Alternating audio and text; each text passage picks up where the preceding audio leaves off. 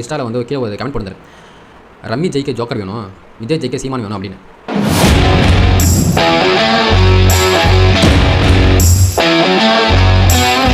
என்ன சொல்கிறேன் உங்களுக்கு புரிஞ்சுதா? ஏன்னா இதாங்க இப்போ நடக்கிற விஷயம் இதுதான். விஜயால் வந்து தற்கொலையா, விஜய் தொண்டர்களும் ஒரு தற்கொலையாம். ஏன்னா ஒரு 10 வருஷமாக அரசியல் பண்ணுறீங்க, 8% ஓட்டு வாங்கிறீங்க. ஒரு தலைவர் மேடையில் எந்த அளவுக்கு நாகரிகமாக பேசணும் அப்படின்ற ஒரு சின்ன ஒரு அடிப்படை அறிவு கூட இல்லை. வந்து தற்கொலை அப்படின்னு சொல்கிறதா? எப்பயாச்சும் விஜய் வந்து சீமானவங்களை எதனா சொல்லி பேசிப்பாரா? அவர் கண்டுக்கவே இல்லை.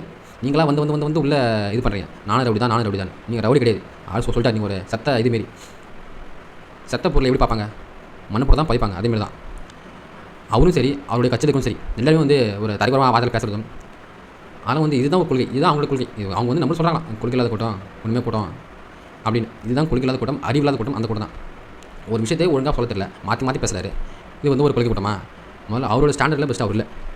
ஒரு ஸ்டாண்டா எனக்கு இவர் தான் ஆப்போசிட்டா, அவர் தான் ஆப்போசிட், எனக்கு இவர் தான் எதிரியா, அவர் தான் எதிரி, நான் இவரை தான் டார்கெட் பண்ண போகிறேன், அவர் தான் டார்கெட் பண்ண போகிறேன். தெரியல, அந்த 10 பேர் மட்டும் தான் போகுது.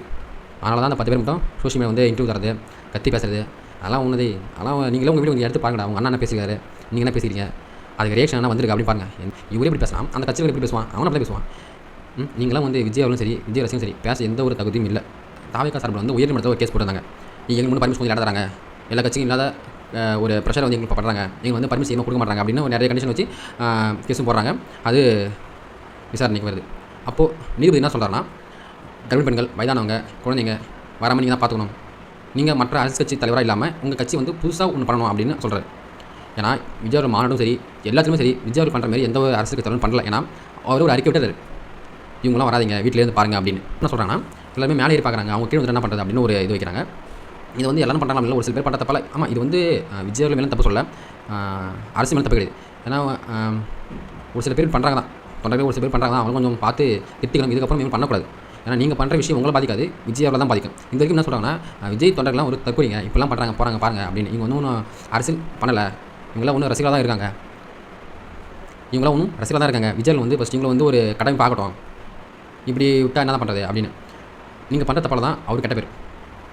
நீங்கள் கொஞ்சம் நாம் வந்து இப்போ வந்து படத்துக்கு போகல, நம்ம ஆவுன்னு கத்திக்கணும் மாதிரி பார்க்குறது அப்படிலாம் இல்லை. ஒரு அரசியல் தலைவராக, ஒரு அரசியல் ஃபுல் அரசியல்வாதியாக அவர் உள்ளே வந்துட்டார், மக்கள் வந்து நல்ல பேர் வாங்கிறார்.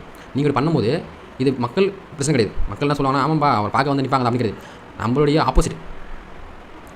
நீங்கள் பண்ணுறதால பர்மிஷன் கொடுக்குறவங்களும் கொடுக்க மாட்டாங்க போல, இன்னும் கண்டிஷன் வந்து அதிகமாக்கிடுவாங்க. நீங்களாம் பண்ணுறாங்க போகிறாங்க, என்ன அர்ச்சனை பண்ணுற நீங்கள் கேட்பீங்களா அப்படின்னு. ஓகேங்களா? இது உங்கள்கிட்ட ஆல்ரெடியாக சொல்லிட்டாரு. ஆனால் நம்ம கேட்குற மாரி ஒரு எந்த ஐடியாவும் இல்லை. நம்ம கேட்டால் தான் நம்ம தலைவருக்கு நல்ல பேர் வரும், இல்லைனா இன்னும் கெட்ட பேர் தான் அதிகமாகும். பொது சொத்துக்கு வந்து எந்த ஒரு டேமேஜ் இருக்கக்கூடாது. அப்படி வந்துச்சுன்னா நீங்கள் ஒரு தொகையை வந்து டெபாசிட் வச்சுக்கணும் அப்படின்னு ஒரு இது பண்ணிடுறாங்க. இது வந்து எல்லா கட்சிக்கும் பொருந்துமா அப்படின்னு கேட்டால் தெரியல. ஏன்னா விஜய் அவர் கட்சிக்கு வந்து பண்ணியிருக்காங்க, இது எல்லா கட்சிக்கும் பொருந்துமா அப்படின்னு நம்ம பொருந்து பார்க்கணும். ஏன் இந்த அளவுக்கு ஒரு நிபந்தனை பண்ணுறாங்கன்னா, எல்லா கட்சியும் கூட்டம் வரலங்க, அதான் உண்மை. எல்லாத்துக்குமே கூட்டம் வரல, இவருக்கு கூட்டம் வருது. இந்த காண்டில் தான் இப்போ பண்ணுற விஷயம் எல்லாமே.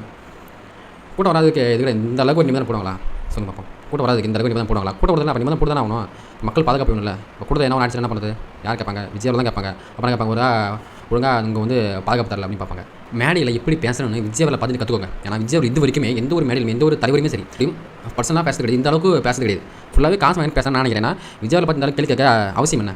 அவர் என்ன பண்ணார்? இது சொன்னார், இது பண்ணலை, மக்களுக்கு வந்து இதெல்லாம் சொன்னார், இதெல்லாம் பண்ணலை, ஏமாத்துறாரு அப்படின்னா நீங்கள் தானே சொல்கிறீங்க தமிழ் தான் ஆகணும். அப்போ தமிழை பார்த்து ஆளும் விட்டு போ. இப்போ நீயே வந்து கூட நினைக்கிறேன், நீங்களும் ஆள மாட்டேன். அதாவது ஒரு பழமொழி சொல்லுவாங்க, குண்டா நிறையா நண்டு அள்ளி நான் போட்டுருவோம். நண்டு என்ன பண்ணால் நான் மேலே போகிறேன், நான் தப்பிப்பா சொல்லிட்டு ஒரு நண்டு மேலே ஏறும். இன்னொன்று கீழே என்ன பண்ணால் நீ மட்டும் எப்படி மேலே போவேன், நான் போகிறேன்னு சொல்லி கால் பிடிச்சி இழுக்குமா. நீ ஜெயிக்க மாட்டேன், ஜெயிக்க வரைக்கும் விட மாட்டேன். நான் என்ன தான் அப்புறம் தமிழ் தானே ஆள்கிட்ட போட்டோம். இந்த பேச்சுக்கு எல்லாமே ஒரே முற்றுப்புள்ளி இது. நான் 2026 தாங்க இந்த கூட்டம் வந்து ஓட்டு போடுமா அப்படின்ற ஒரு எண்ணமும் அரசியல்வாதிகளுக்கு இருக்குது. ஓட்டு போடுமா அப்படின்னு கேட்டால் 2026 தெரியும். எல்லாத்தையுமே சொல்ல முடியாது இல்லையா? இப்போ வேணால் மாறலாம், கண்டிப்பாக போடுவாங்க. இருந்தாலும் 2026 தான் விஜய் அவருடைய பலம் தெரியும். அப்போ தான் இந்த இப்போ பேசுகிறவங்க எல்லாமே வாய் முன்னே இருப்பாங்க. இப்போ ஒரு கூட்டணி போய் ஜெயிச்சிட்டார்னா, கூட்டணி போய் தாவைக்கு வந்து ஒரு 50 சீட் 60 சீட்டு ஜெயிச்சுன்னா, அப்போது இந்த சீமான் அவங்க கட்சி என்ன சொல்லணும்னா, இது வந்து தனிச்சு நின்று எங்களை மாரி திராணி இல்லை, எங்களை மாரி நின்று ஓட்டு வாங்க சொல்லுங்கள் பார்ப்போம் அப்படின்னு பேசுவார். தனிச்சு நாங்கள் யாராலுமே ஜெயிக்க முடியாது. 2026 தெரியும்.